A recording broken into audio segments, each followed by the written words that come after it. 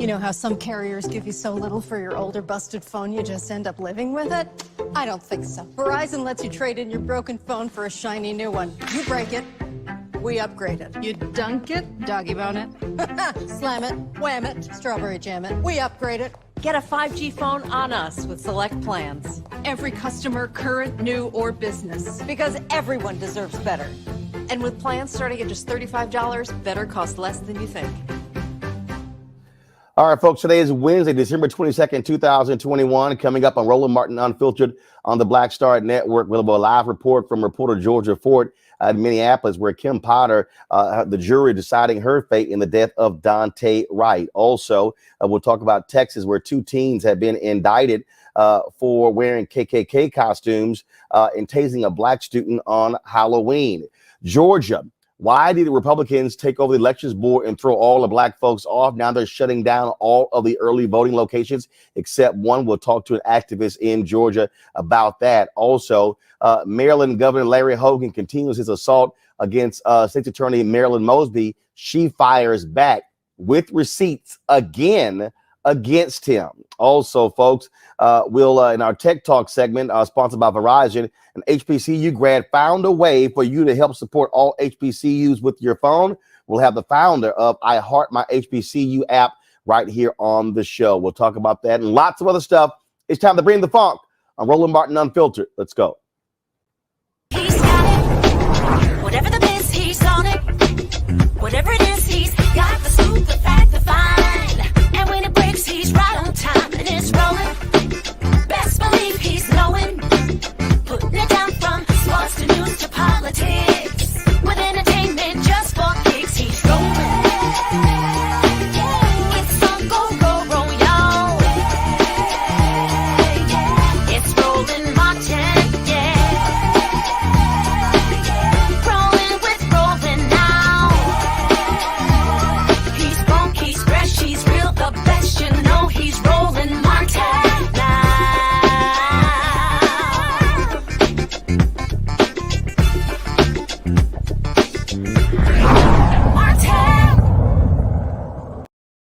All right, folks, there may be new evidence against the three white men who were convicted in state court of murdering Ahmud Arbery. It may be used in their federal hate crime trial. Father and son Greg and Travis McMichael and their neighbor William Roddy Bryan are facing hate crime charges in the death of Arbery. Evidence not used in the state case could be critical in getting a federal conviction. Joining us now from Georgia is President and Co-Chair of the Transforming Justice Coalition, Barbara Arnwine, as well as Darrell Jones as well. Glad to have both of you here. So, Barbara, exactly what is this evidence that we could very well could hear in the federal hate crime trial?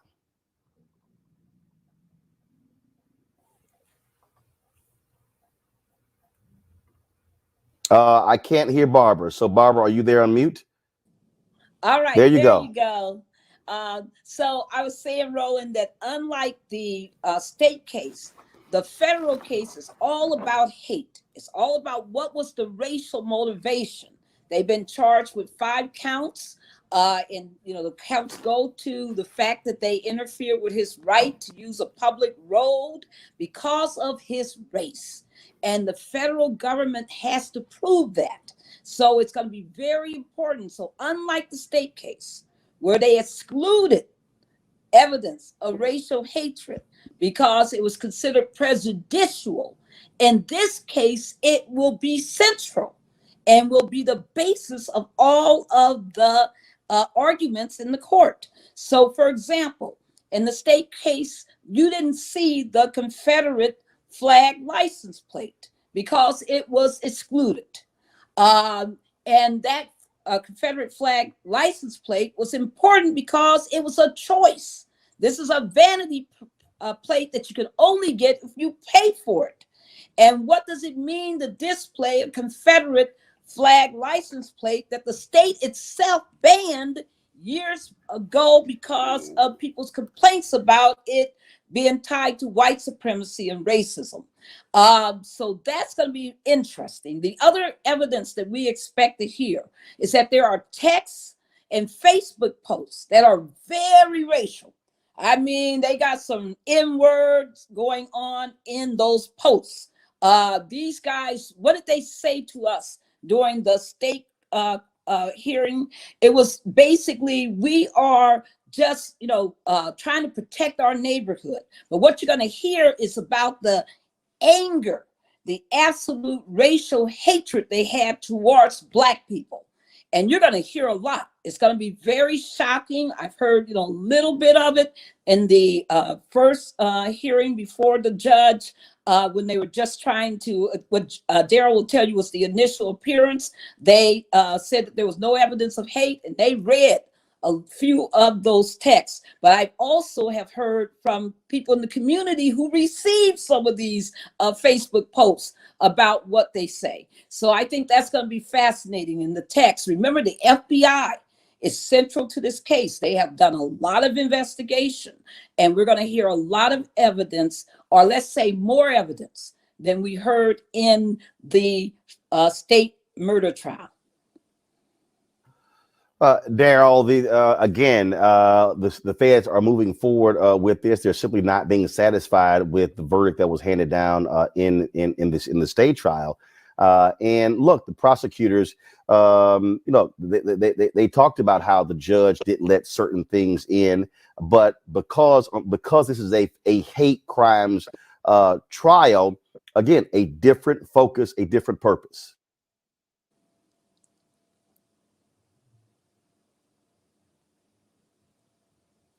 There, are you on mute?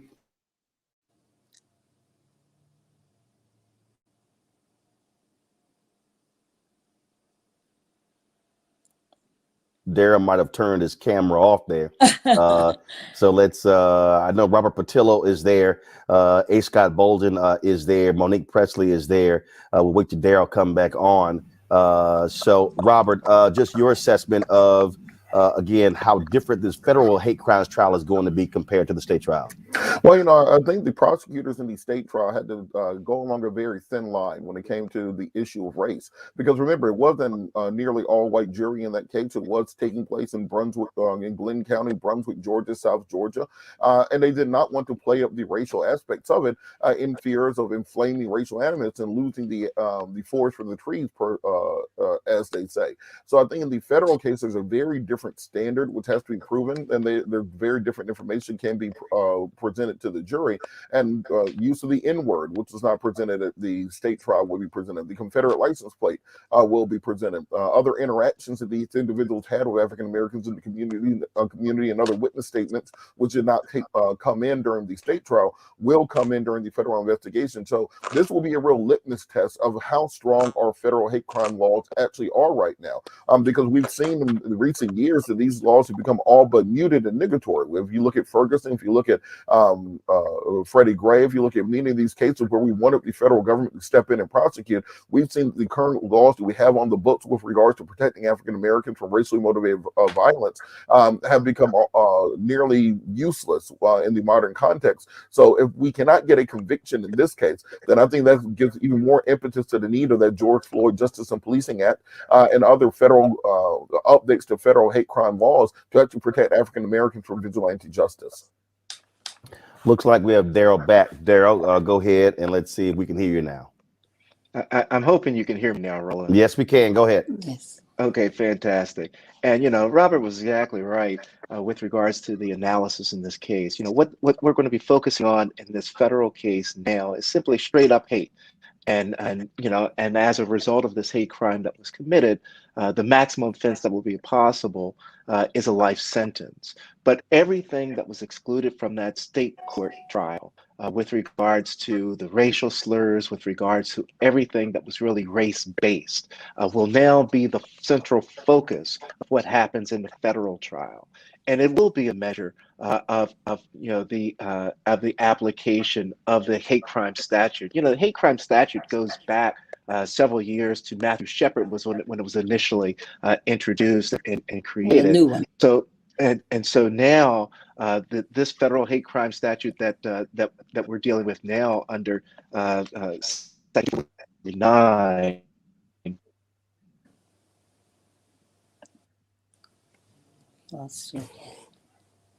Looks like Daryl Mike is muted again. Yes. Let me bring in Monique and Scott. Monique. Well, I agree with everything that everyone else has said. This is one of those times where we would hope that our federal statute is strong enough to hold up. But I do think that there are some hills to climb here, because it's going to have to be proven that the reason, the express intent, the purpose, the cause was racially motivated. And that's like saying if it had been a Latino man running through the street or a white man running through the street, jogging and stopping at the houses, that it wouldn't have happened. It happened because it was a black man. And so, the government has its work cut out for it. Scott Bolden. Well, normally, these cases aren't brought by the Fed. They've turned down a lot of these cases because the basis and the sole purpose for the attack has to be rooted in race and bias. That's really, really hard to prove. Here, the Feds clearly saw something and believe they've got enough evidence, circumstantial or otherwise, that they can prove that the only reason this individual, Ahmud Arbery, was being chased by these three white men was solely because of race. One, because he was running while he was black. Two, because of statements made by the assailants during as well as afterwards. And three, they believe they can get in those statements as well as other witness statements as to the character of the assailants.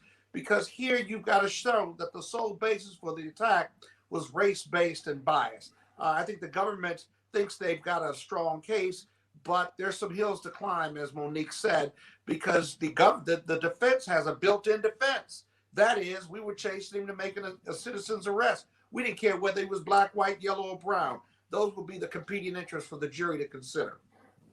And of course, Barbara, Yes. one of the things that jumps out here is that, to Scott's point, you don't see a lot of these cases.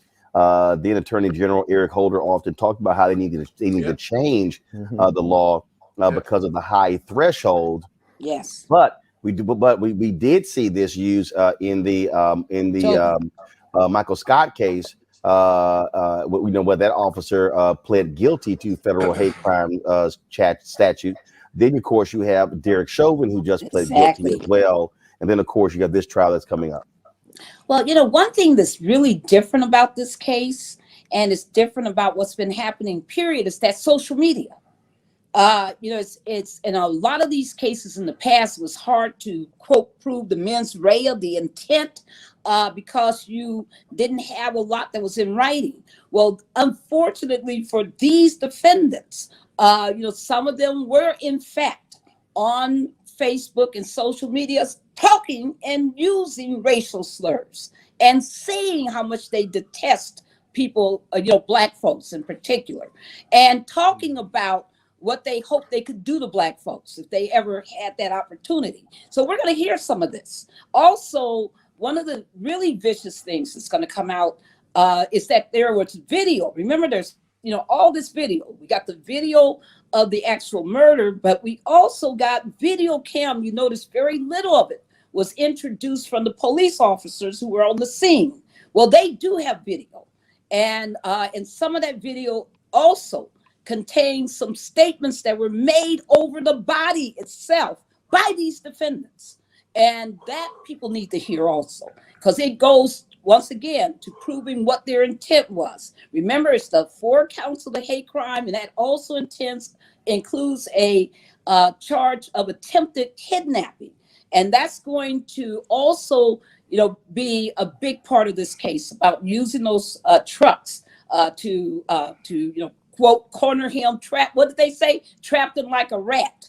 All of these crimes also go to this issue of using, firearms. So there's going to be all threaten to intimidate him, to interfere with his right to travel. All of this is going to come in. I think that as far as a case goes, this may be one of the stronger ones we see, and that it could be a very enlightening case for people to realize how people can lie on the stand about what their motivations are, but their actual conversations with others reveal what they were thinking and what they had on their mind.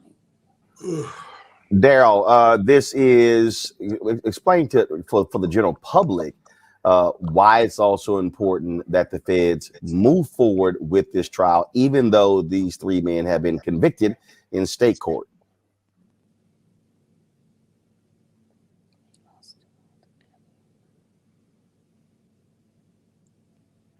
Did we lose Daryl? Or Daryl's still there? I think we lost Daryl there. Robert, speak to that.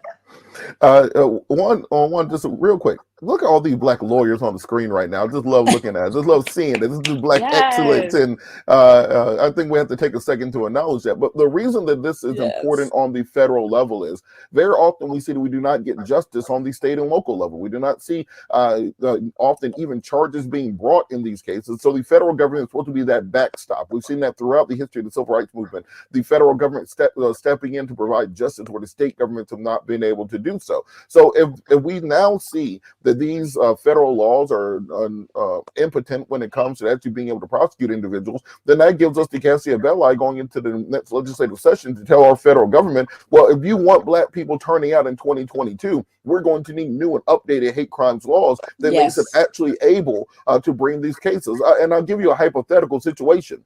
If a black man steals a candy bar and it goes outside and there's a white man in full Ku Klux Klan regalia waving a Confederate flag who shoots him, that is not a hate crime in this country right now because he stole a candy bar, and the person can claim that they shot him for stealing the candy bar, not for being African American. That is how ridiculous some of the hate crimes laws and the federal standards are. So we clearly need to update those and fix those, and that has to be part of the national conversation going forward. And but if I it may, wouldn't be a hate Roland, crime then.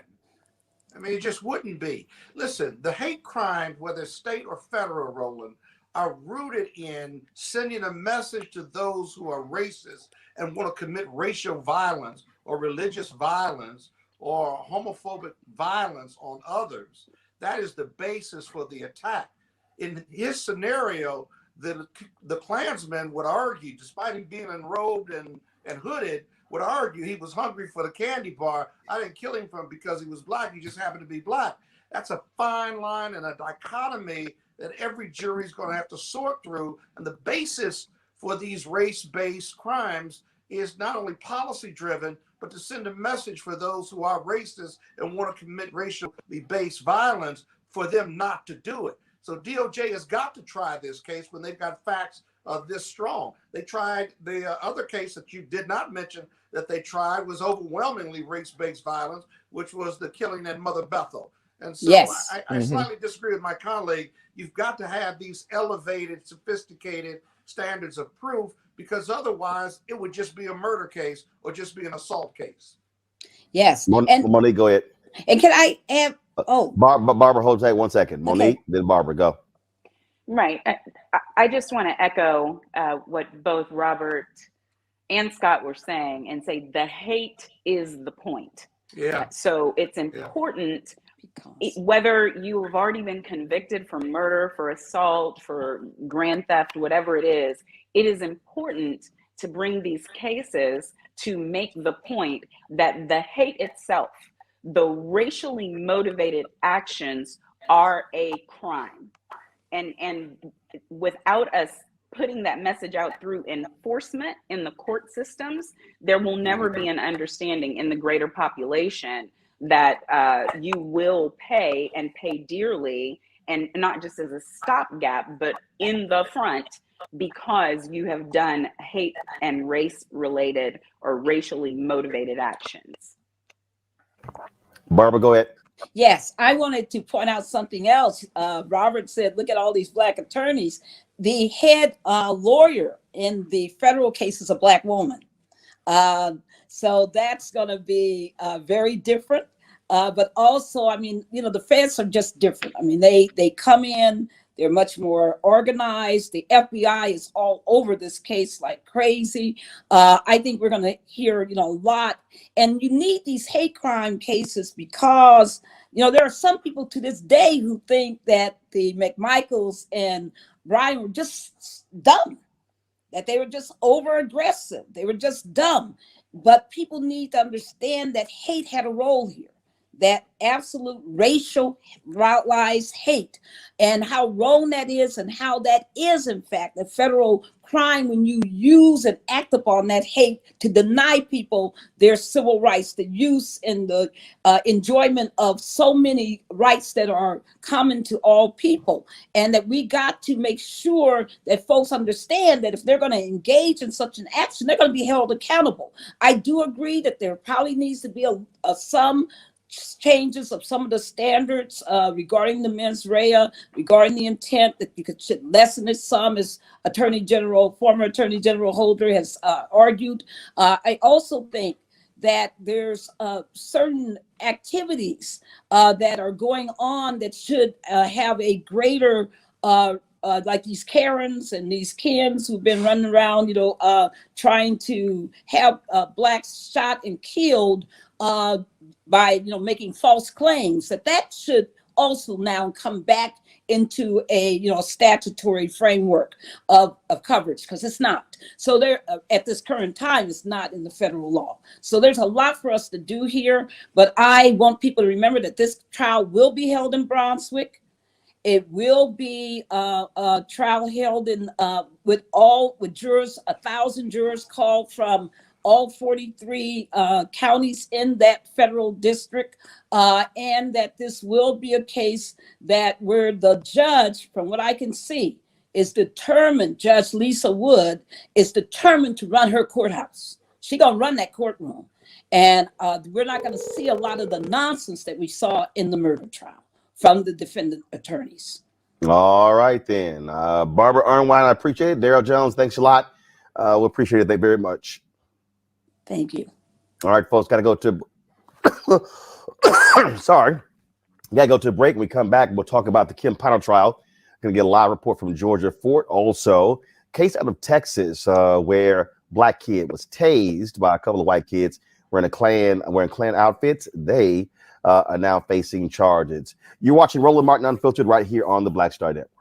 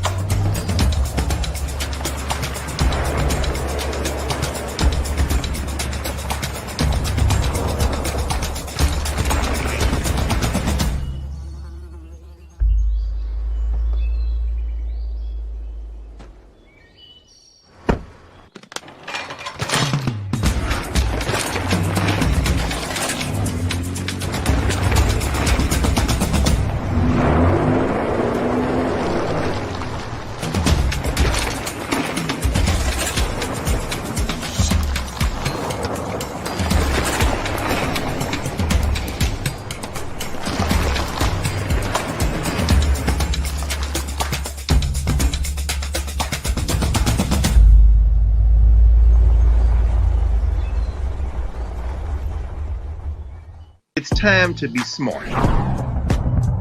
Roland Martin's doing this every day. Oh, no punches! Thank you, Roland Martin, for always giving voice to the issues. Look for Roland Martin in the whirlwind, to quote Marcus Garvey again. The video looks phenomenal, so I'm really excited to see it on my big screen. Support this man, Black media. He makes sure that our stories are told. See, this difference between Black Star Network and Black-owned media and something like CNN. I got to defer to the brilliance of Dr. Carr and to the brilliance of the Black Star Network. I am rolling with Roland all the way. Honored to be on a show that you own. A black man owns the show. Folks, Black Star Network is here. I'm real revolutionary right now. Roland was amazing on that. Hey, Black, I love y'all. I can't commend you enough about this platform that you've created for us to be able to share who we are, what we're doing in the world, and the impact that we're having. Let's be smart. Bring your eyeballs home. You can't be Black-owned media and be scared. You dig?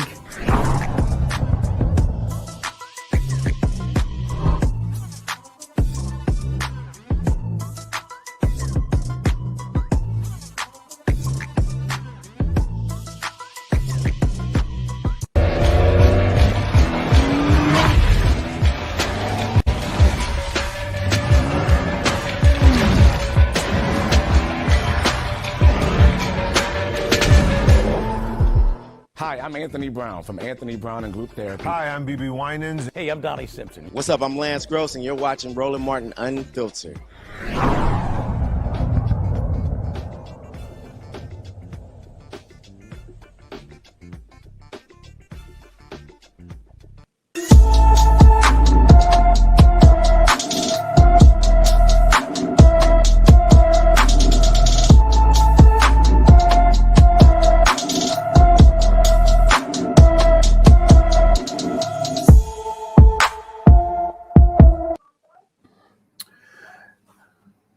All right, folks, an Alabama family has been looking for Lakira Pig Goldsmith since November 27, 2018. She was last seen getting out of her boyfriend's car in Montgomery, Alabama, but she never made it back into the house. Lakira was 20 at the time of her disappearance. She's approximately 5 feet 5 inches tall and weighs between 140 and 180 pounds. She has black hair and brown eyes. Both of her ears are pierced, as well as her lower lip. She has a snake-eye tongue piercing. When Lakira went missing, she wore a black velvet knee-length dress, a silver rhinestone choker necklace, silver rhinestone earrings, and a silver lip ring. She also had blonde hair extensions with black roots. If you have any information about Lakira Pig Goldsmith, contact the Montgomery, Alabama Police Department at 334-625-2810, 334-625-2810. Folks, sickle cell disease is that impacts African Americans more than anybody else. When we talk about COVID, it also has a direct impact on those with sickle cell. Joining us right now to talk about that is Dr. Andrew Campbell. He's the director of sickle cell program, Children's Hospital in D.C. Glad to have you here. So, Doc, explain to us again why folks with sickle cell should really be concerned about getting COVID. Thank you for having me on the show, Roland Martin. Yes, sickle cell disease is an underlying condition that the CDC has recognized as a risk factor for what's called severe COVID-19 disease. Sickle cell disease affects the vessels. It can also affect many organs in the bodies. As you can see with COVID-19, it does exactly the same thing. It can affect different parts of the body the same way. Sickle cell in general causes a lot of pain, but also can cause damage to the organs, such as, for example, can cause pneumonia in the lungs. It can also cause overall damage to the kidneys, for example, also increased risk for stroke. COVID-19 complications mirror some of the complications that you see in sickle cell disease.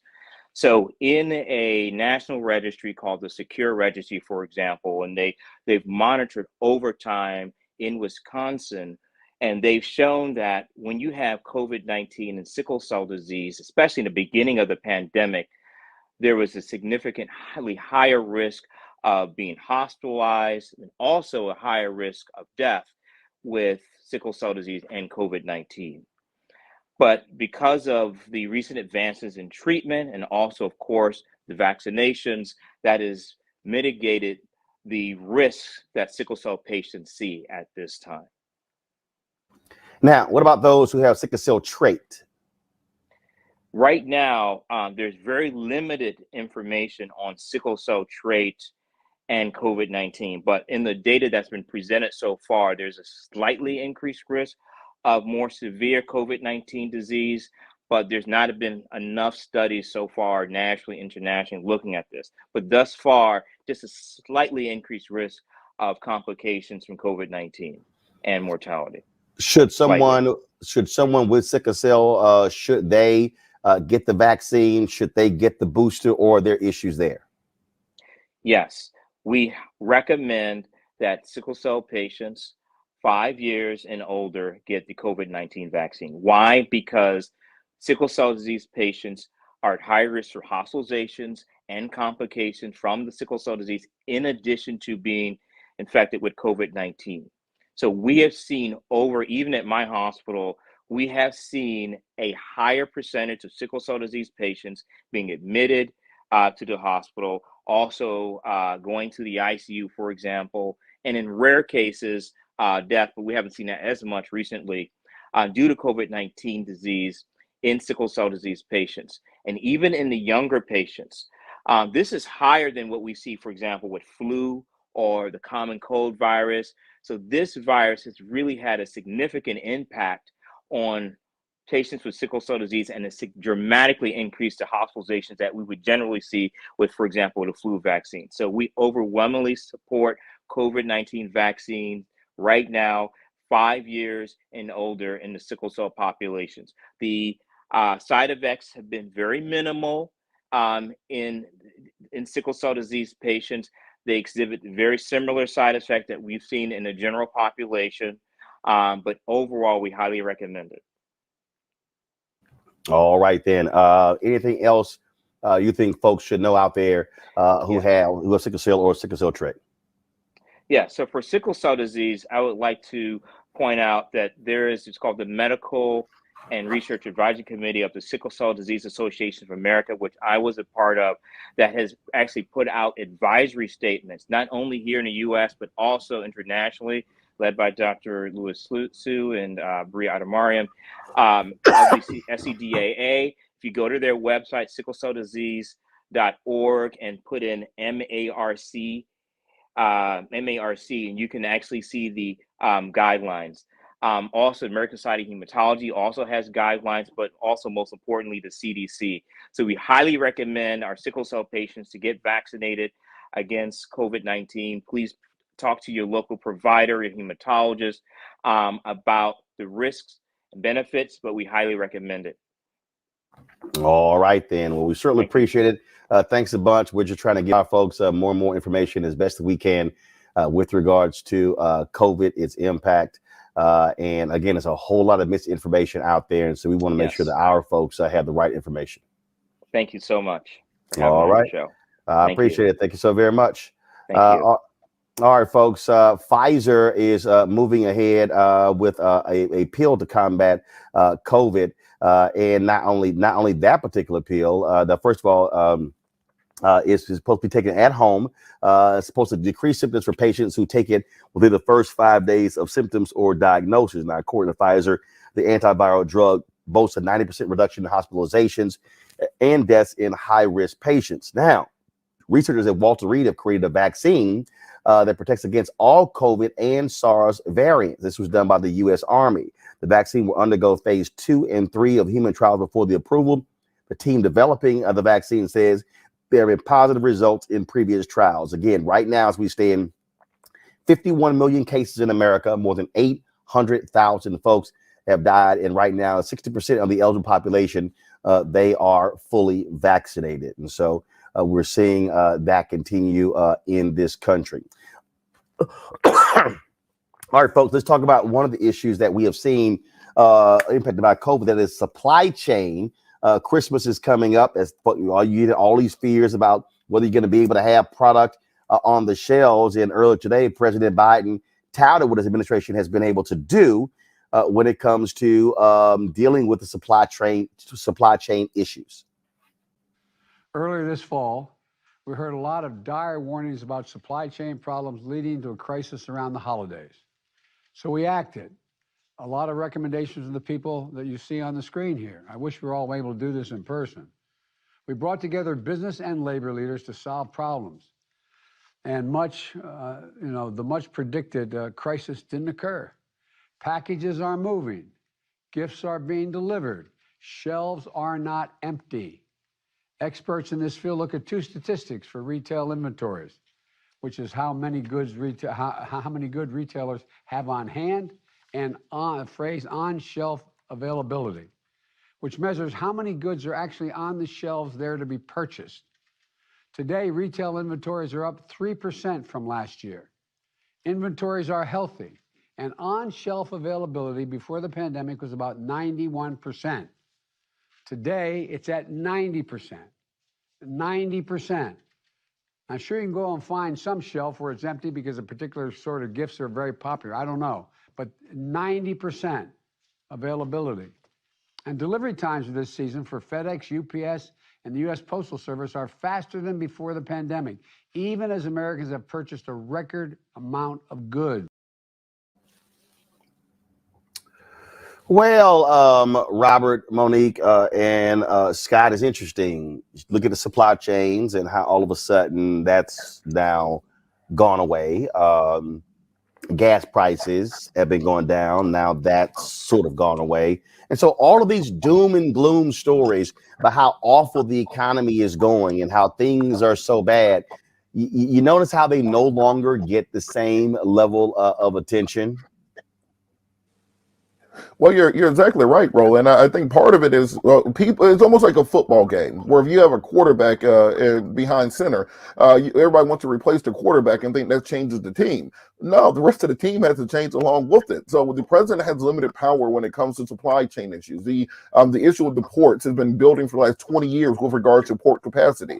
When it comes to gas prices, presidents have almost no power over gas prices. That's set on the international markets. When it comes to getting things across all the shipping containers and all the trucks across the country, the shortage of truck drivers has nothing to do with the president of the United States. What the president has done by releasing oil from the strategic oil reserves is do a triage to stop the uptick in prices. Also, by ordering ports to stay open 24 hours a day, we have been able to start handling that backlog of shipping containers coming in. So people don't like the complicated answer to things. They like to simply have a dumb black and white answer.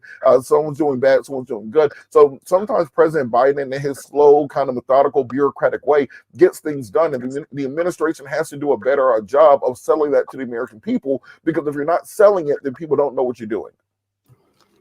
Yeah, Roland, but there's something else going on too. And Biden's doing this. He's got to open up those supply chains by keeping the ports open earlier or longer, rather. He's also got to release those barrels of oil to keep prices down, because the Republicans are pounding them on the inflation.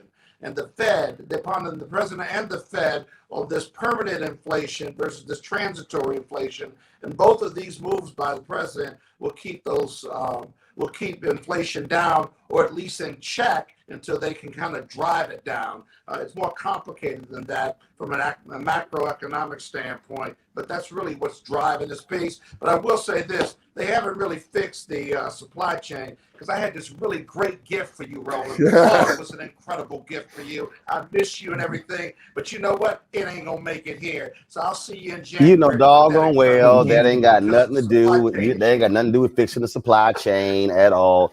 Again, really what you have here, you got a whole bunch of media people who play the whole doom and gloom game, as opposed to really dealing with where we are, looking at the amount of money that's also in this system, with the additional resources that people actually buy more as well.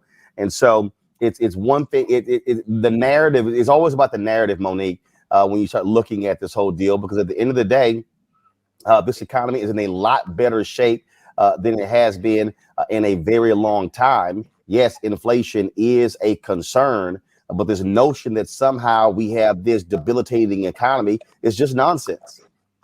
Complete nonsense. And it's like they really are allergic to sharing good news. So if there is anything good that's happening, they're going to put a but right at the end of the sentence, or they're going to find some other way to turn it into gloom and doom. I mean, this is why people are so frustrated with our government, one of the reasons, and so discontent, because what they're getting is not delivering them the facts. They have zero reason to be encouraged. Well, absolutely, and I do believe again how in terms of how you control your own narrative is really important, and so that's one of the things that you have been seeing taking place. One of the things that they announced today was the extension of student loan relief until May 1st. Now, earlier the White House said they were not going to do that. Now they're saying because of the explosion of the Omicron variant, they're going to actually begin to put that in place. Payments were supposed to restart on January 31st.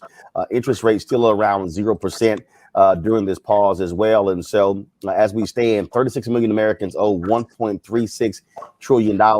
And where I'm stuck at is this here, Robert. You've got members of Congress. You've got Congresswoman Cori Bush, Congresswoman Ayanna Pressley, Senator Elizabeth Warren, others saying that the president has the authority to cancel up to $50,000 of student loan debt. Okay, Senator Chuck Schumer says the same thing. He says he doesn't. Can somebody give a real damn answer? And here's the other deal. All Congress has to do is also pass a bill. So, okay, where's the bill? Well, look, Roland, on that point, I think we have to break this down for a second. One, nobody in this country, for the most part, has had to pay student loans in the last 2 years. Everything has been fine. The economy has not collapsed. Public education has not fallen into the ground. Colleges have not gone bankrupt. So apparently it will not hurt the economy at all if we cancel student loan debt. We've been just fine for the last couple of years doing so. So on the question of whether or not the president has the authority to do so, remember, student loans are a federal agency. They're not statutory, as they say. So what Bernie Sanders proposed when he was running for president, when he said he would cancel student loans on day one, is simply instruct the Department of Education not to collect the debt. And all they really have to do is zero out the balances. So the president has the ability to do so, according to Bernie Sanders. And this is what I think we can learn from President Trump. President Trump, if you told him he couldn't do something, he just did it. And then you can figure out whether he could do it or not. So if President Biden really is about that life, he'll just do it and then let somebody else figure out later on if he could do it. President Trump did it with the Muslim ban. President Trump did it with the border wall. President Trump did it with a whole lot of stuff. We just said, look, I'm just going to do it. Y'all work out the details later. And I think President Biden's going to have to get on that same train, because while you're sitting here waiting on stuff, trying to figure out if you can do it or not, your poll numbers are in the 30s. Kamala's poll numbers are in the 20s, and Republicans are getting ready to sweep the midterms because you can't pass Build Back Better, apparently, because Joe Manchin has more power than the president does. So President Biden's going to have to get on his horse and do something soon if he wants to maintain any sort of majority and any ability to govern going into 2024. Monique, here's what I don't understand. 36 million Americans owe $1.36 trillion. Didn't we just forgive $600 billion in PPP loans? It ain't like the country ain't forgiven money before. Right. No, it's not. But I mean, I vehemently disagree with everything Robert said in the whole be like Trump scenario. Every example he mentioned, whether it's the Muslim ban or I mean, those were colossal mistakes, and they were rash decisions that were inaccurate. And the reason why I support a Joe Biden or a Kamala Harris is because I know that they will not do things like that. And I want people who govern based on facts. So I don't think is a question of whether the amount of money that is owed to the federal government can be forgiven. I think there are all kinds of questions with respect to all of the lenders involved in the loan packaging. And so there are real questions to which apparently the president got a no, and others like Senator Warren believe there's a way to get to a yes. But Roland, he's not talking about forgiving all the debt. I think he's talking about forgiving like $10,000 of student loan debt per person, whatever he's talking about. But here's the point that I'm stating. We just forgave nearly $600 billion that was handed out to PPP. Okay, $600 billion. Exactly. Okay, that's almost half of what's owed for student loans. Okay, why in the hell we don't just forgive? Fine. How about this here? let's have say Congress, we're not going to forgive all student loan debt. Fine, forgive half of it. I mean, we just did it for PPP. Right. But there It's was all always relative, a plan to do it they for just PPP. print money. That was the point, was to loan it and then for it to be able to be forgiven. Okay, but here's the deal. But look, they could actually do it on student loan debt. What's the problem? That's not a distinguishing fact. That's not a distinguishing fact. I think Roland's right on this one. I mean, they're just printing money anyway, so why not forgive it? But the real question, I think, is why won't the Biden administration just do it? Thank you. What are they so afraid of? I mean, he ran on this. The Democrats voted him in, at least in part, on this progressive agenda, and he's got the power to do it. And Robert's right about one thing: just do it. If there's a dispute, the courts will sort it out. And by the way, he stayed it for 2 years. And as Robert said, we don't have a failed economy. We have a growing economy, actually. And so I guess that my answer is a question, is that why won't you just do it? Just do it. And why can't you get your marketing and communication teams together to sell your successes, make this one of them, and damn the Republicans? What are we so afraid of as an organization?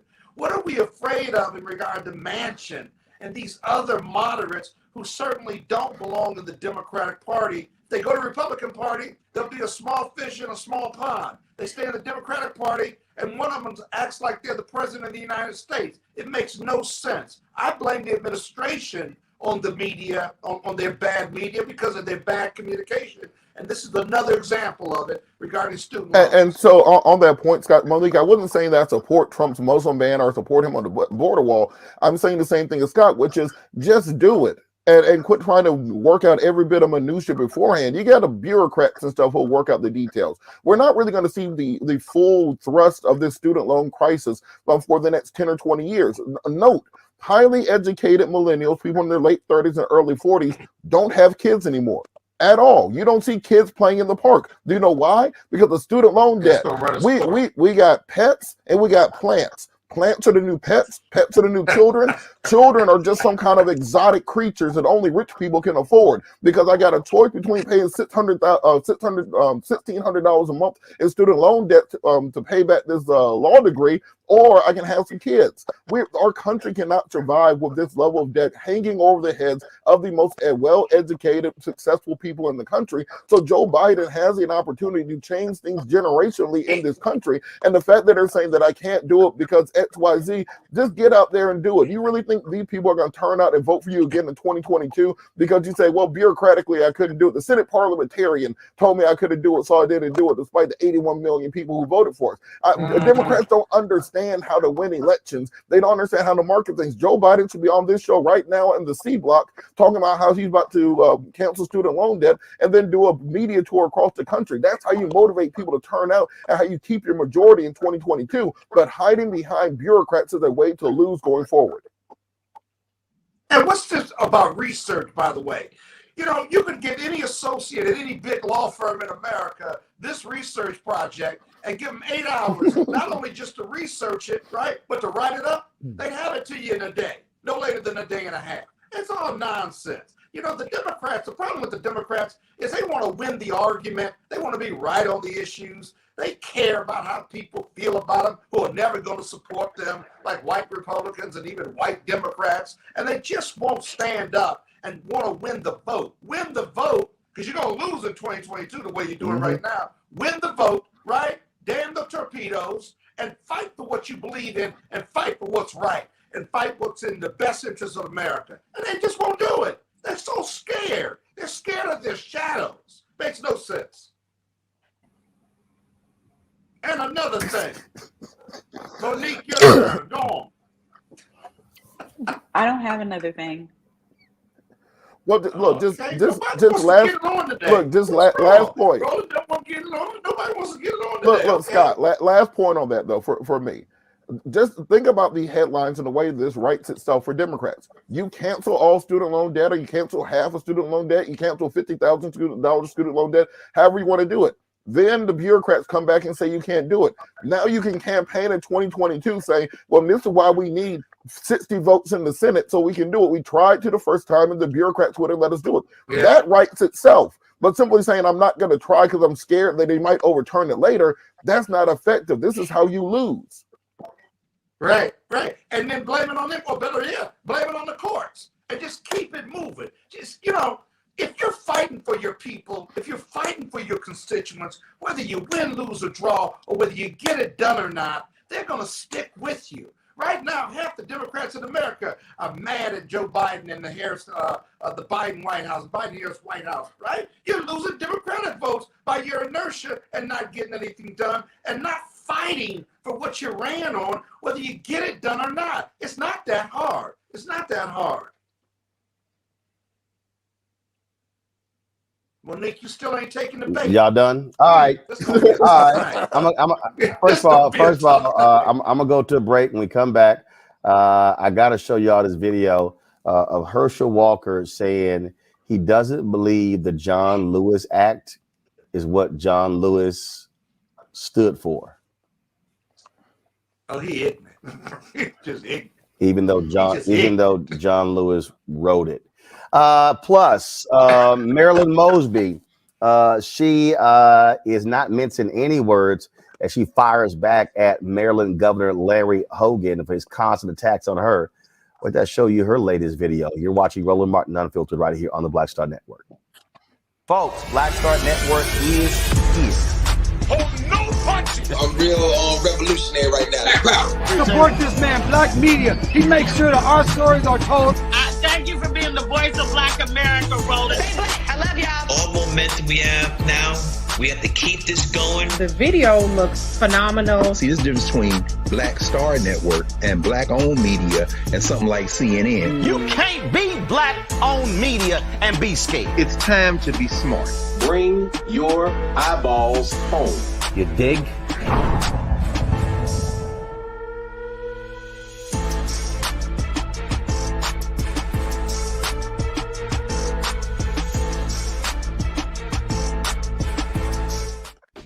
My name is Charlie Wilson. Hi, I'm Sally Richardson Whitfield. And I'm Don. Charlie. Hey everybody, this is your man Fred Hammond, and you're watching Roland Martin, my man, Unfiltered.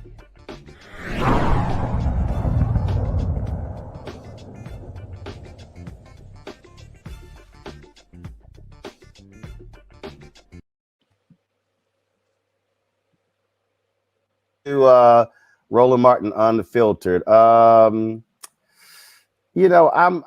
trying my best not to smack Herschel Walker, but it is a little hard for me not to do so. Keenan, I'm about to send you this video. See if you can go ahead and pull this video up, please. I want to, because there's some audio that I want to play. So Herschel Walker, of course, is running for the United States Senate in Georgia.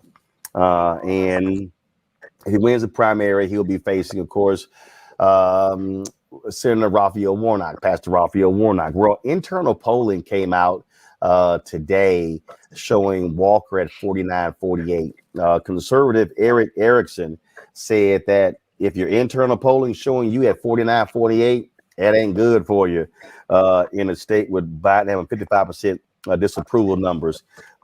So Kenny, let me know if you can pull that up. I got to show y'all because first of all, Herschel Walker is not the brightest bulb in a dark room. I mean, he ain't bright at all, y'all. At all. So he was doing a radio interview. He was doing a radio interview, y'all, where they were talking about the John Lewis Act. Okay. Now, prior to Congressman John Lewis passing away, he literally wrote the voting law. So Herschel Walker was asked about this law.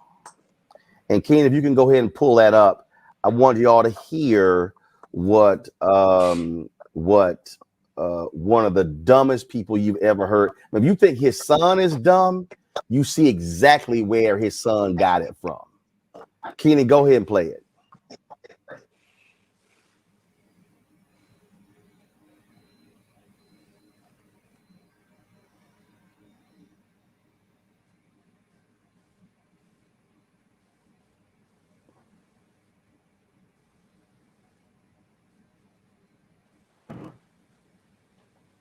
I can't hear it. Can y'all hear it?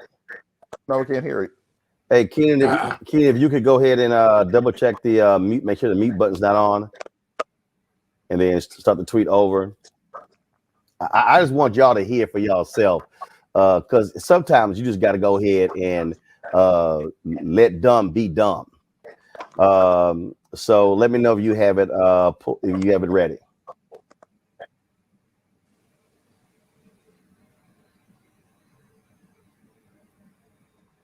All right, can't get the audio.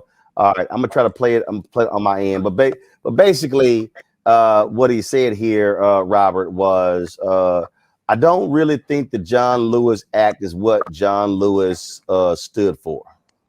Well, look, I've invited Herschel Walker on my radio show. I've invited the other Senate candidates. I've had Calvin King, who's running that Republican primary. I was on my show last week. Gary Black, who's the current agricultural secretary, who's going to be coming up in the new year. I hope Herschel will come on. But, Herschel down here is known as CTE patient zero. He's not all the way there.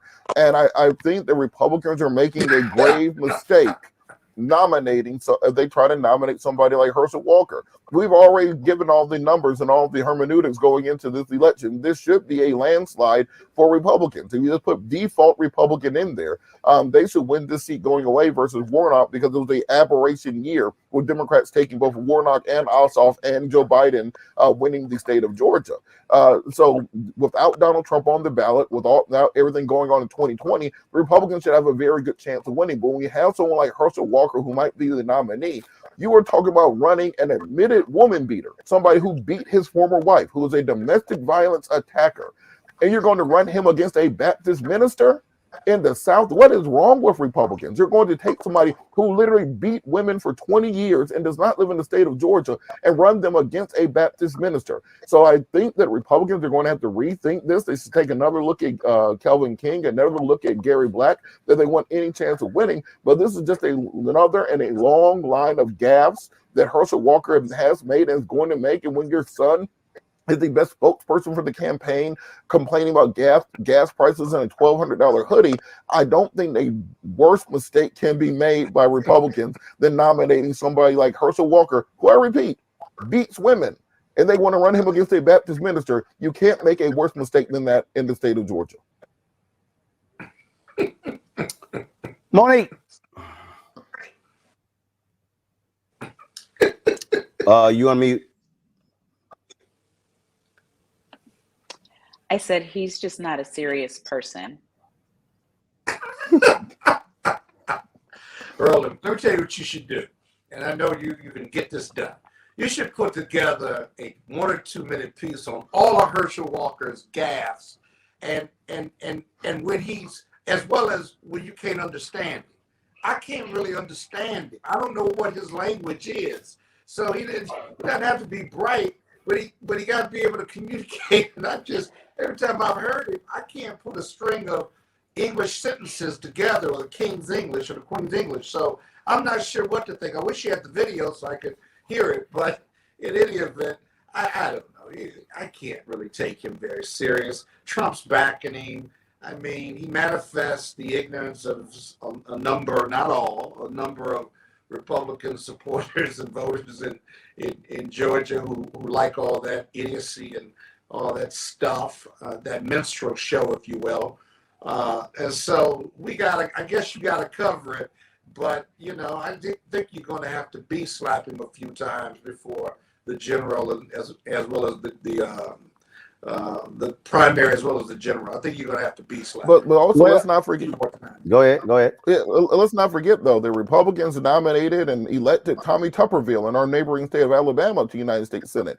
So for Republicans, you do not have to be a PhD or well-spoken in order to be a United States Senator. You've got to be involved in SEC football. That's pretty much their main requirement to be a United States Senator down here. So I think we cannot write off somebody like Herschel, despite his history of domestic violence, his history of mental illness, his admissions that he has committed various violent acts and torture against women throughout the years, and they will run that against a Baptist minister and say, well, look, he ran that ball back in the 80s, and that's all that they require in order to elect you to Senate. So it's a very scary place that we're in America. And I would like to see these women's groups come out and stand up, because, Roland, you mentioned often that when it comes to Black issues, there's always Black folks standing by ourselves. We need all these national women's organizations to come out and stand up against an admitted woman's beater. We need to have all those people down here marching and protesting and pouring money into the state to ensure that you do not have somebody who is admitted to domestic violence in the United States Senate, because how exactly can you stand up and say you really defend women if you're not going to fight back against someone like Herschel Walker, who beat women for the last 20 years?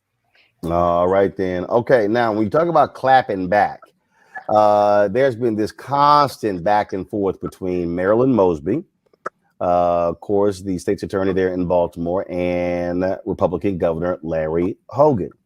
He is constantly saying that she's the reason why crime is increasing in Baltimore, saying she's not prosecuting people fast enough, not going after them with tough charges. Well, you know, we played for you last month a news conference when she just went ham on Hogan. Well, yesterday she dropped this video smacking the governor. Watch. Dear Governor Hogan, I deeply regret having to respond to you via a public letter, but after my numerous attempts at collegiality, I recognize that your entitlement, your privilege, and your political posturing are guiding your disrespectful refusal to meet or even speak with me for the past 2 years, despite being the twice elected state's attorney for Baltimore City. For 7 years, I have proposed that we set aside our philosophical differences in order to work toward the betterment of the city of Baltimore. And for 7 years, you've not only refused to collaborate and engage with me, but you've consistently refused to collaborate and engage with almost every Black Baltimore City leader. At this point, it's clear to me that you would much rather attack, disparage, and continue to use the city of Baltimore as your punching bag in order to score political points with your conservative base. As I expressed in November in response to your politically motivated press conferences, Baltimore City is the heartbeat of the state of Maryland, which is why I'm baffled by your lack of leadership, disregard, and apparent disdain for our city. This has been evidenced by your decision to cancel the Red Line, which would have provided economic opportunity and stability for the residents of our city. Your decision to veto the Kerwin Commission legislation that would have provided more support to high poverty schools, such as those in our city. Your lack of prioritization and disparate distribution of vaccines during the height of the global pandemic, when you told the media that our city's elderly residents had already been given far more than they were really entitled to. And your vetoing of the Baltimore crime plan drafted by the city's delegation that would have required increased oversight of offenders on parole and probation. Coming out of a global pandemic that has significantly thwarted public health, the judicial system, jobs, and the economy for the past 2 years, as the governor of this state, you had a unique opportunity to showcase leadership that could have brought state, federal, and local resources and agencies together in order to resolve the endemic challenges that our city has faced for decades. You have chosen to do otherwise. We, the people that live in the city of Baltimore, are not naive enough to believe that your attacks come from any form of sincere concern about the problems that we face. Rather, your actions are purely political, which is why you continue your incessant dog-whistling attacks about Baltimore crime, which contrasts with your deafening silence on the increased crime in the rest of the state. In your time in office, you have blamed the mayor, the police commissioner, the judges, the city council, and even the state legislature for the crime in Baltimore City. Yet many of the city's problems can be laid at the door of the state agencies you oversee. This past week, you appeared on Fox News Sunday and were asked a question in connection with the attempted murder of a Baltimore City police officer, to which you shamefully responded, "We have a prosecutor in Baltimore City that refuses to prosecute violent criminals, and that's the root of the problem."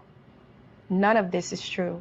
In fact, the truth is that the lead suspect in the shooting of that police officer, who is currently fighting for her life, was supposed to be under the supervision of your state agency at the time of that horrific offense. That suspect, who is presumed innocent unless and until proven guilty, was not only on state-run pretrial supervision at the time of the brazen shooting, but he was released on his own recognizance pending trial for being a felon in possession of a handgun in Baltimore County, not Baltimore City. Disgracefully, you attempted to blame my office yet again in 2 recent press conferences, where you had the audacity to cite the case of a 69-year-old woman killed in an East Baltimore church, spreading the falsehood that this is an example of my office not holding a violent repeat offender accountable.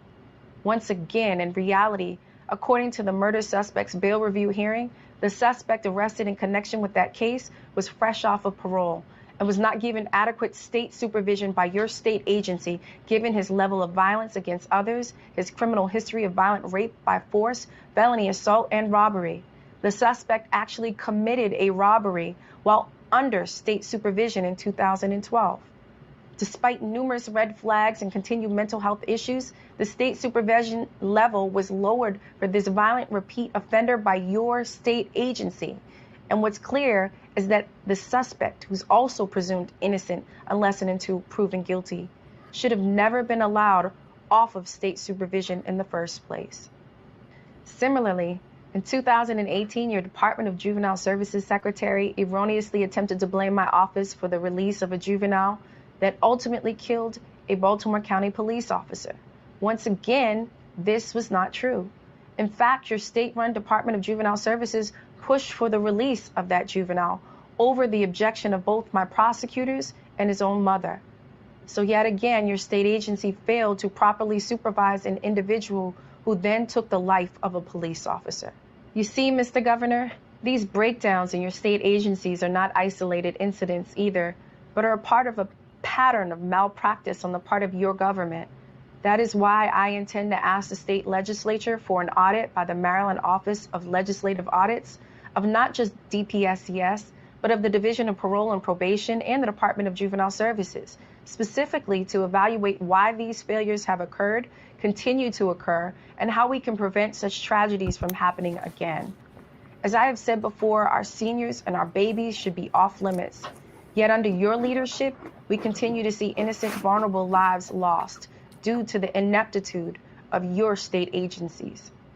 In short, it's time that you accept your share of responsibility for the problems our city and state faces, problems that have occurred on your watch. The answer to the crime problems that continue to plague the city of Baltimore cannot just be found in the antiquated tough on crime and zero tolerance policing proposals that you have introduced legislatively over and over again. Refunding the police and more mandatory minimums do not deter crime. We know this because for decades these antiquated solutions haven't worked. Utilizing holistic, evidence-based solutions that address the root causes of crime deters crime. Ensuring economic stability, education, transportation, jobs, and housing deters crime, none of which you've been willing to do for the city of Baltimore.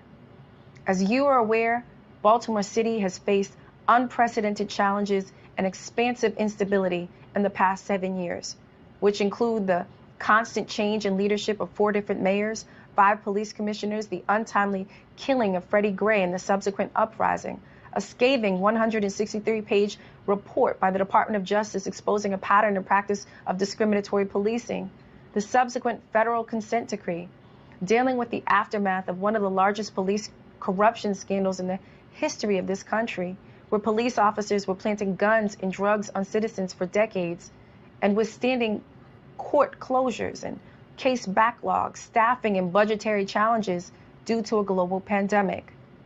Despite all of the aforementioned challenges, every day my highly skilled and talented prosecutors who are overworked and underpaid even according to the Baltimore Sun, dedicate their lives to the pursuit of justice on behalf of the citizens of Baltimore City.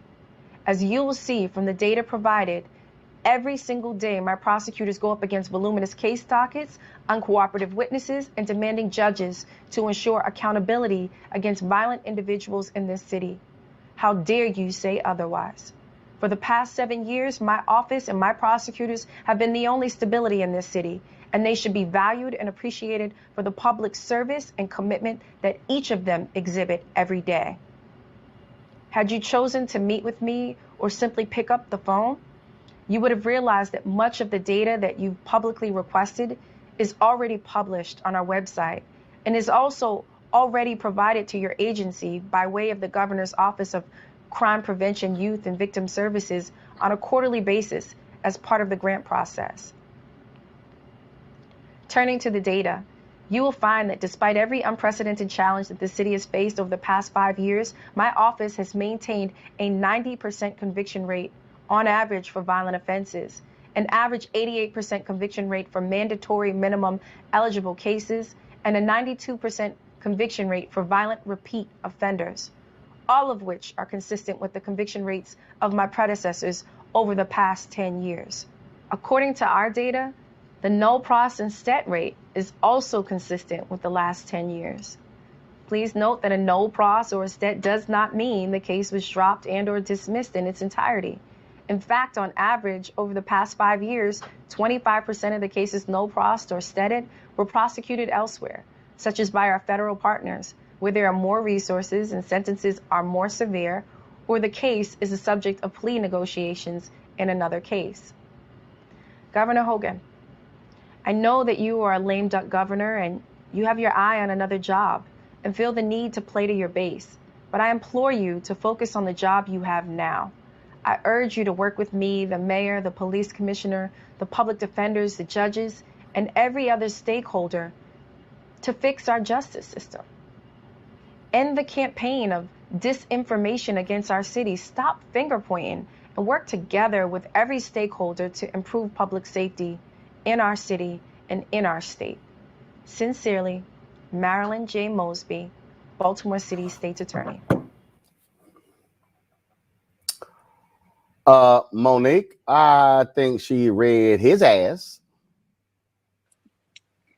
Yes, I thought you would have gone to my brother first, but for reasons that are obvious to us. But yes, she took her time and she covered all of her bases, dotted her I's, crossed her T's, and said what she said, which it's a shame that she has to do that, but there we go. I must say, Scott, first of all, you represent Marilyn Mosby in her battle with the feds. And this is the second video. The last one she did last month, when she held a news conference, but steam was coming out of her ears. This one, she decided to do a sit down and recorded video. But again, one by one, read his ass for filth. And with documentary evidence and citations to support her very thoughtful, cogent, painful for the governor to listen to response. You know, the pattern, you know, me and Ben Crump did a press conference last month about the attacks on Black female progressive prosecutors, whether it's Kim Foxx, or Marilyn Mosby, or a few others, one in Missouri, forgive me, I can never, I think Kim, I want to say Porter, but white conservative men, elected officials, seem to have problems with strong Black female progressives who are tough and who run to the fight. They don't run away from their politics or their bona fides or what they deeply believe in. And the Republican Party doesn't seem to have an answer to that, whether it's AOC, whether it's Marilyn Mosby, and they keep making these attacks as if they're going to diminish them in some way politically or personally or socially within the party.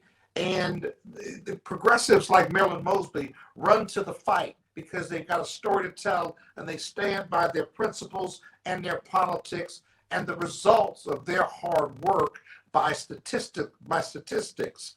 The other thing you'll notice is white conservative men in the Republican Party not only attack them, but try to strip them of their broad discretion, unlike their white counterparts who have held that position, their predecessors. You'll see that around the country. And so I'm just very proud of my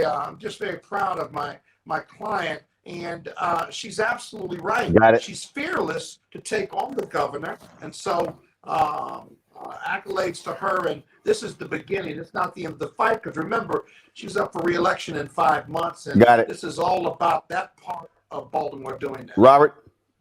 You know, this is the thing that I want our white brothers to understand, because I know if you look at all the commercials now, every single commercial got like a goofy looking white guy with a fine black woman. What you have to understand is if a black woman is mad and like tearing stuff up, that's okay. You can come back from that. But if she is sitting there like that in front of you, reading a script and laying out evidence, you're done. It's over. They bring you into the room, they sit you down, they bring up all your text messages, all the Instagram, all the pictures you've been liking. It's over when they sit down like that. And the composure and the steadfastness that she presented her information, I think, to let Larry Hogan know that I know you were trying to run for president in 2024. I know you want to come off as being the tough on crime, moderate, non-Trump Republican in the field, but you're not going to do that on my back. You can get your bona fides somewhere else, but you're not going to do it at the diminution of me and my prosecutors and what we're doing in our office. The problems in crime in Baltimore did not start with Marilyn Mosby. They did an entire TV series on The Wire about those issues. So this idea of Larry Hogan trying to pin those on her, these are systemic issues that have gone back more than a generation and that require state, local, and federal cooperation to take care of. And I think she is doing the best that she can given the card that she has been dealt. And Larry Hogan is going to have to decide, are you going to actually finish out the end of your term and try to have some successes before you run for president? Or alternatively, are you going to try to dive into these culture war issues against black women in politics? We've seen this with Fonda Willis in Atlanta. We've seen this with Kim Porter in Chicago. We've seen this with Marilyn Mosby in Baltimore. Quit picking these fights with black women. You can't win. As a black man married to a black woman, you can't win this. Just let it go. Try to work with her. All right, then. No, not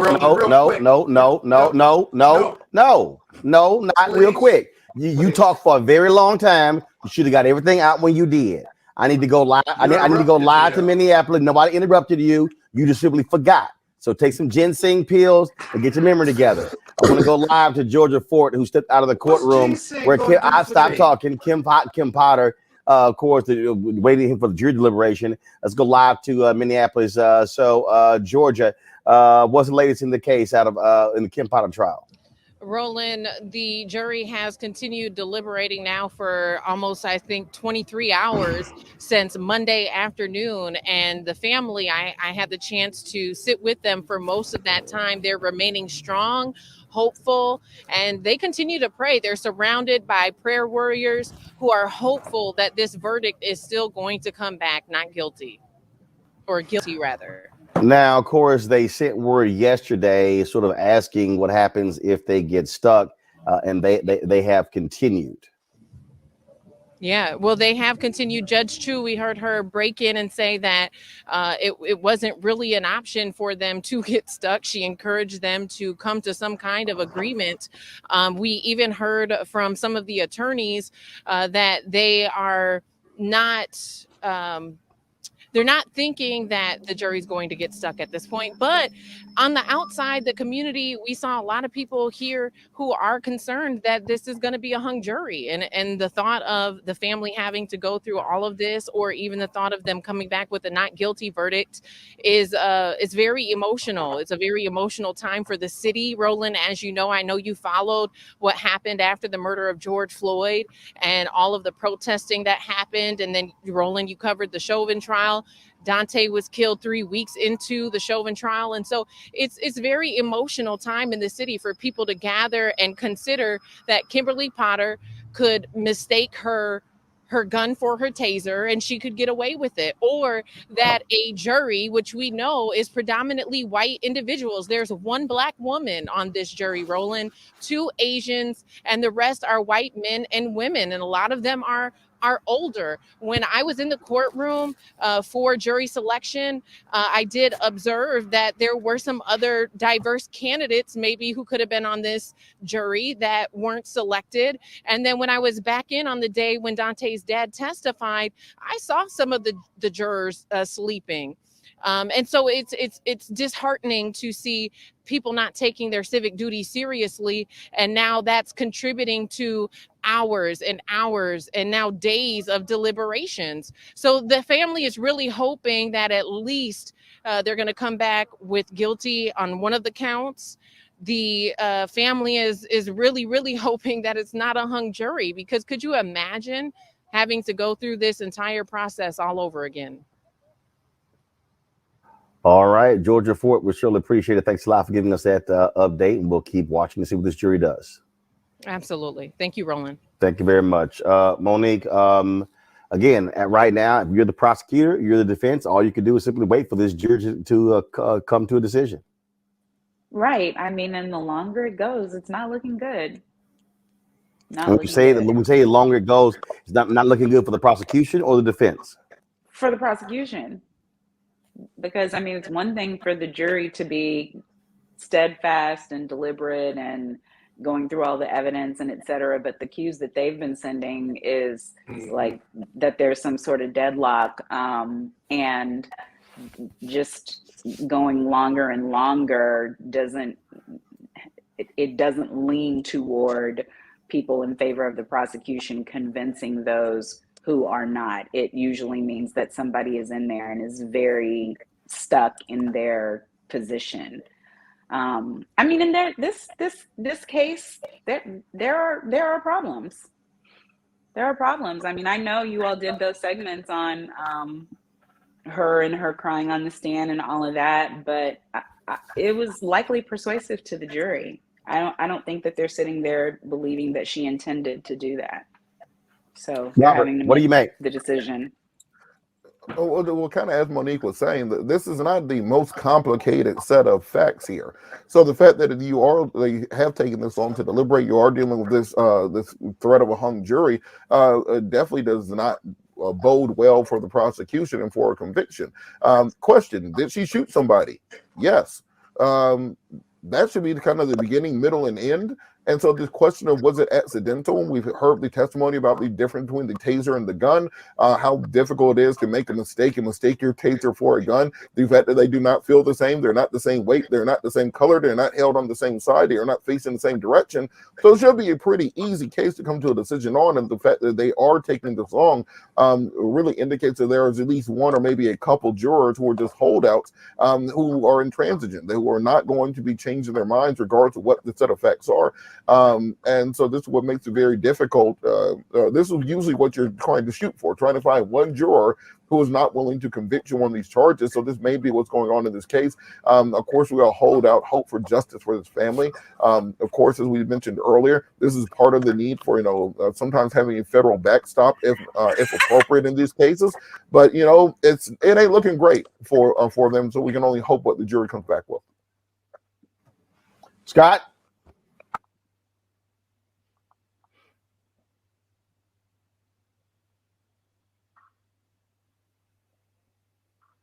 And it's tough because you've got facts to support a mistake being made and not recklessness, if you will. That coupled with her emotional testimony. In New York, when I was a prosecutor, we used to say if they deliberate long, they deliberate wrong. And in this case, you got a couple people held out. They do not want to bring about a conviction of this white woman who was well trained, if you will, who just made a mental mistake based on what the experts say, whether that's possible or not, and it's going to be tough. And by the way, remember this, tomorrow is the 23rd of December. They're not going into Christmas Eve and Christmas. They're either going to come back hung or they're going to come back not guilty. And that's the debate going on in that room right now. All right, folks. Hold tight 1 second. We come back. We're going to talk about what's happening in Georgia with voter suppression. Isn't it interesting what happened when Republicans start removing Black Democrats from election boards, how they start trying to get rid of voting locations? We'll discuss that next, right here on Roland Martin Unfiltered on the Black Star Network.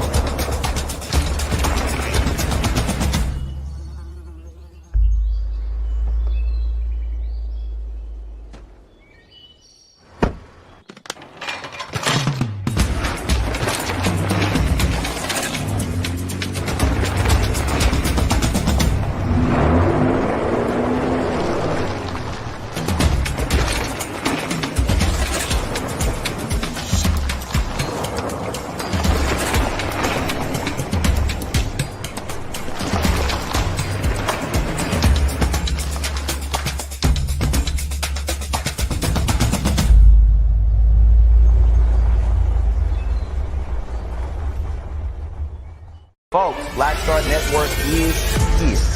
Hold no punches. I'm real revolutionary right now. Support this man, Black Media. He makes sure that our stories are told. Thank you for being the voice of Black America, Roland. Stay black. I love y'all. All momentum we have now, we have to keep this going. The video looks phenomenal. See, there's a difference between Black Star Network and Black-owned media and something like CNN. You can't be Black-owned media and be scared. It's time to be smart. Bring your eyeballs home. You dig?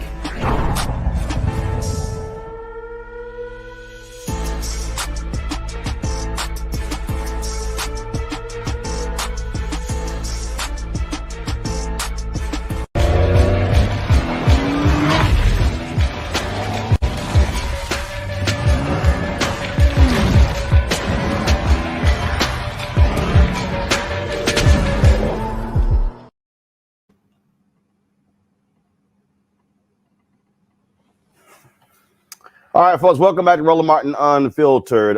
In Georgia, in Lincoln County, efforts by Republicans to eliminate 6 of 7 polling locations. Now, this rural county was 1/3 African American. And so why all of a sudden are they trying to get rid of the early voting, first of all, the polling locations?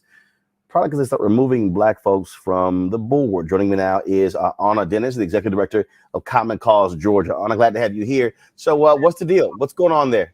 So thank you for having me tonight, Roland. As we've mentioned before, through our chaotic election cycle, we know that Georgia is ground zero for voter suppression. It's ground zero for the new Jim Crow, or the old Jim Crow, or Jim Crow in suit and tie, or Jim Crow 2.0. It definitely breeds and lives here. So what we see happening is that we have these reconstitution of our election boards where the state decided, hey, I want to take over these election boards. And when they take over these election boards, they're replacing folks who are from different parties and putting them and with the good old boys, the folks who are going to answer to certain political demographics, the Republicans.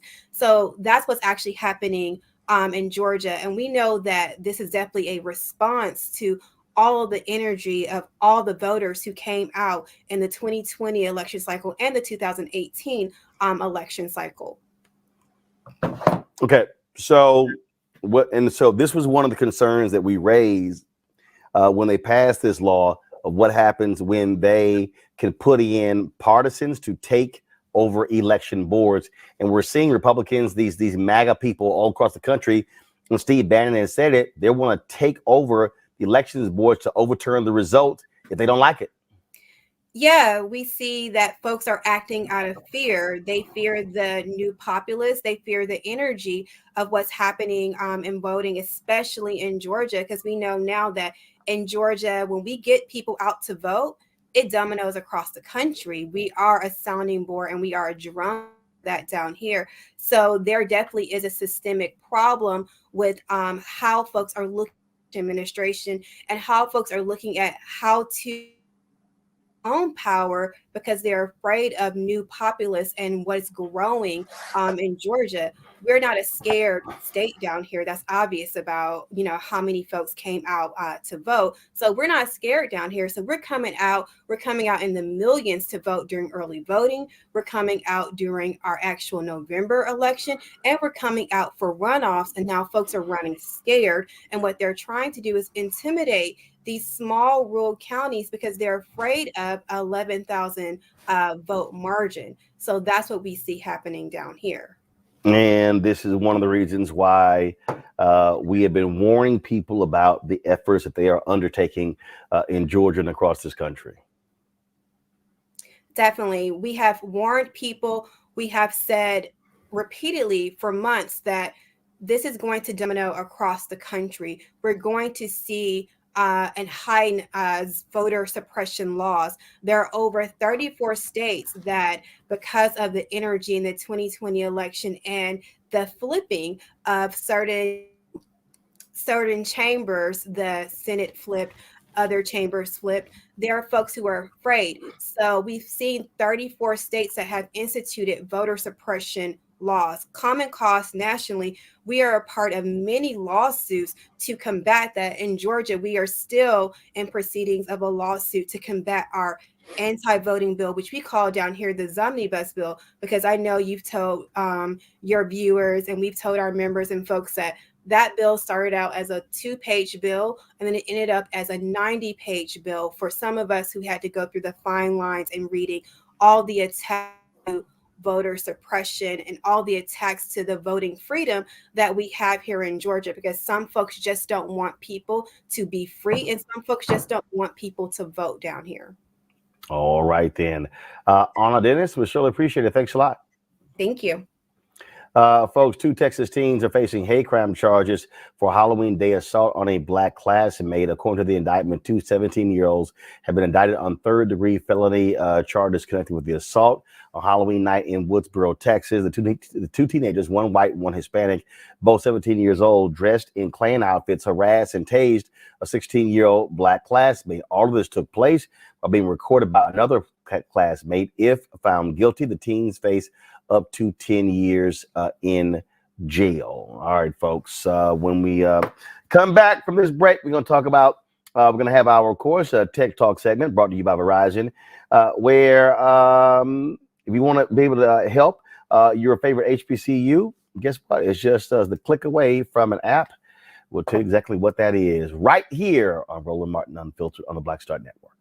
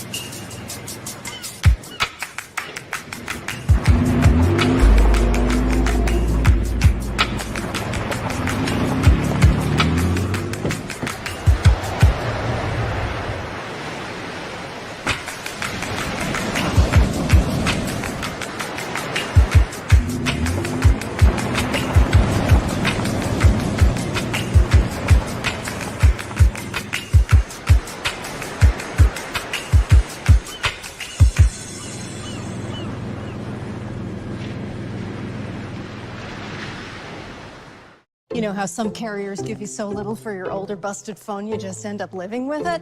I don't think so. Verizon lets you trade in your broken phone for a shiny new one. You break it, we upgrade it. You dunk it, doggy bone it, slam it, wham it, strawberry jam it, we upgrade it. Get a 5G phone on us with select plans. Every customer, current, new, or business. Because everyone deserves better. And with plans starting at just $35, better costs less than you think.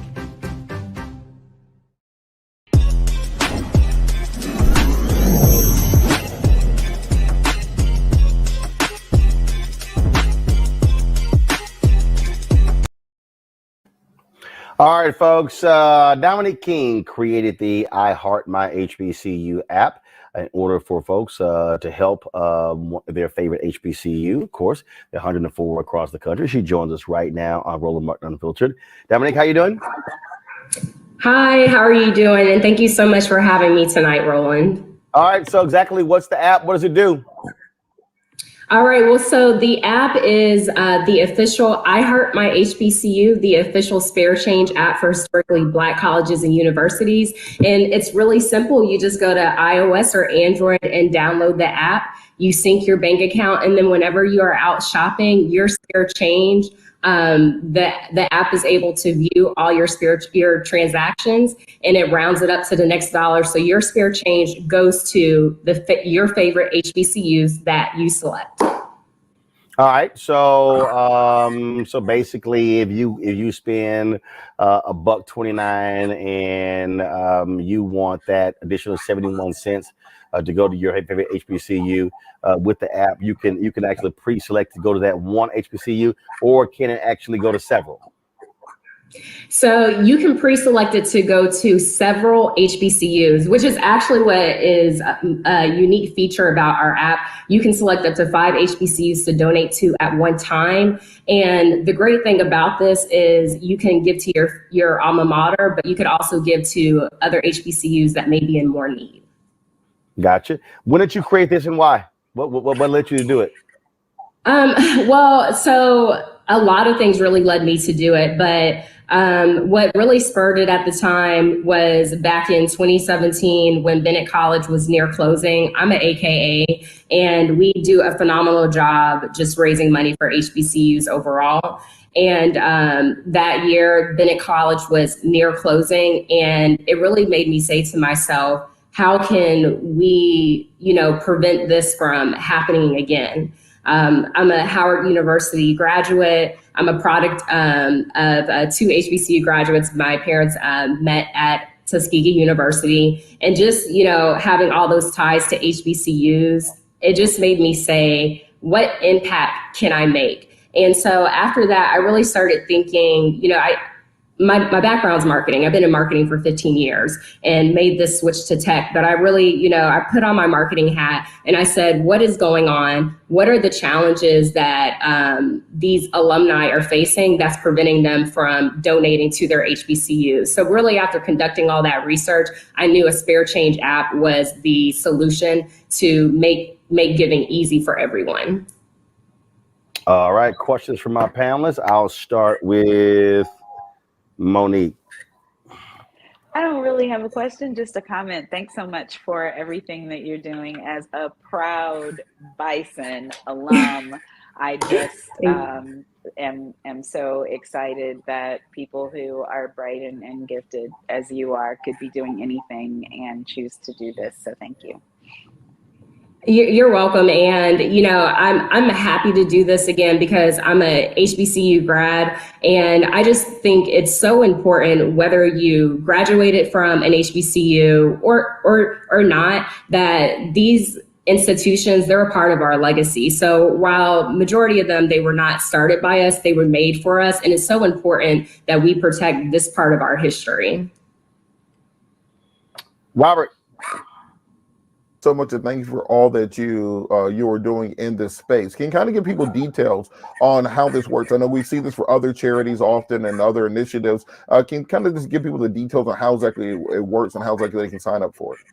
Yeah, absolutely. So, again, to sign up for the app, you go to the iOS App Store or you go to Android and just download it. And then the very next thing you're going to do is actually you can preview the app and explore it, right? And as you're exploring, don't forget to add your bank details, your credit card or debit card, or your actual bank details. And then after that, whenever you are shopping, our app is able to track those purchases that you make. So whenever you make a purchase, just like Roland said, if I spend $1.29, grabbing a burger at McDonald's, that's 71 cents in spare change. I'll round that purchase up to $2, and that 71 cents in spare change, it can go to the HBCUs that you select.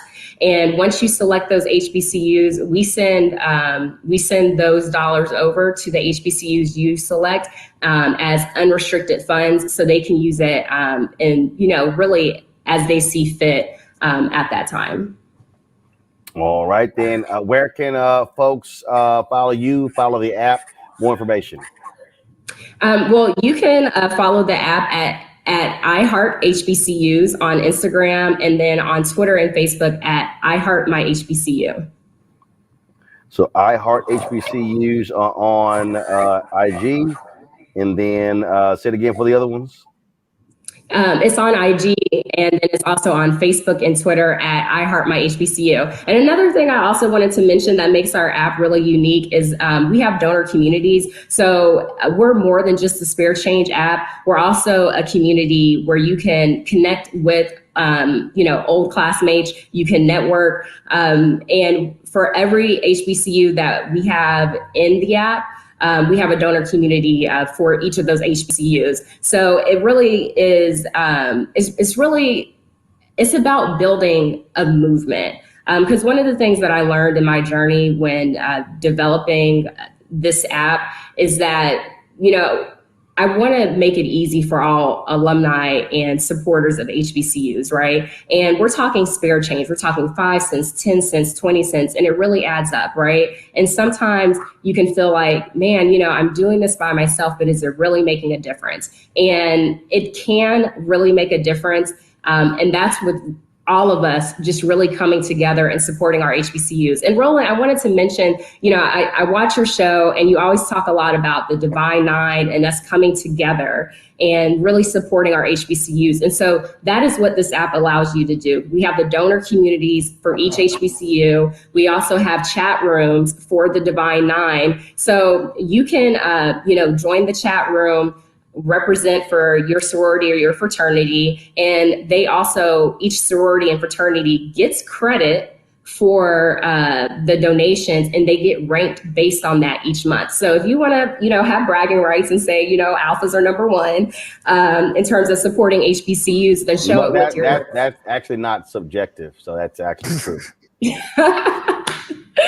Okay, well, I would actually agree with that, for the bros and AKAs, of course, for the sororities. But yeah, so if you definitely want to have some bragging rights, actually right now, Deltas are number 2, AKAs are number 1 in the app. So, for all my Divine Nine that are listening, if you want to be number 1, you need to download the app and, show us with your spare change how much you love your HBCU. Additionally, we also rank the HBCUs each month based on how much they're giving. So, again, I went to Howard University. We're in the top 5, but we need to be number 1. So all my Howard University alumni. No. Who's number 1, 2, 3, and 4? Oh gosh, I don't know the top 5 off top, but I'm going to encourage you, download the app if you want to view who's in the top 5. Yeah. So you don't know off the top of your head.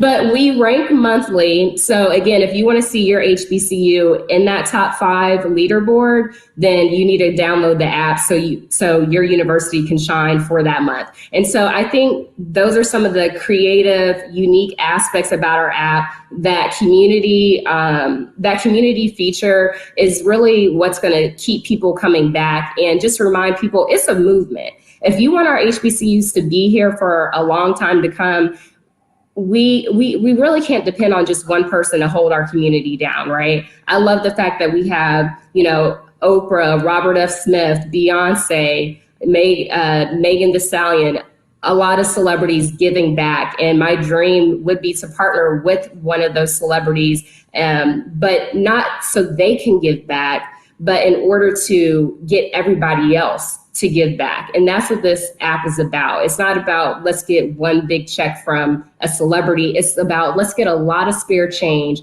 from a lot of people, and it can be up to us to really preserve our cultural institutions. All right, Dominique King, we appreciate it. Thank you so very much for telling us about this app. Thank you so much for having me. All right, folks, that is it for us. Robert, Monique, Scott, we surely appreciate it. Thank you so very much for joining us on today's panel. Y'all be sure to have a great Christmas. Folks, I am getting better. You can actually, I think you can tell with my voice. Still have some slight stuffiness. Still have an occasional cough. But I am getting better as I'm isolating. So I started Sunday. So this is a day 3 of my quarantine isolation. Watching a whole lot of Netflix. But I'm sure I'll be checking out Hulu, Quayle TV, and some of the other apps as well, doing some reading as well. So again, I appreciate it. Thanks a lot. Hey, don't forget to please download our Black Star Network app. Of course, our goal is to get 50,000 downloads by the end of the month. And so you can download your Apple phone, Android TV, Apple TV, Roku, Amazon Fire Stick, Xbox, and Samsung Smart TV. Also, please join our Bring the Funk fan club, where every dollar you give goes to support the show. Cash App, $RM Unfiltered. PayPal is R Martin Unfiltered. Venmo is RM Unfiltered. Zelle is Roland at RolandSMartin.com. Roland at RolandMartinUnfiltered.com. And so, again, I appreciate it. Folks, y'all have an absolute great one. I will see you tomorrow right here on Roland Martin Unfiltered on the Black Star Network. Holla! Mm-hmm.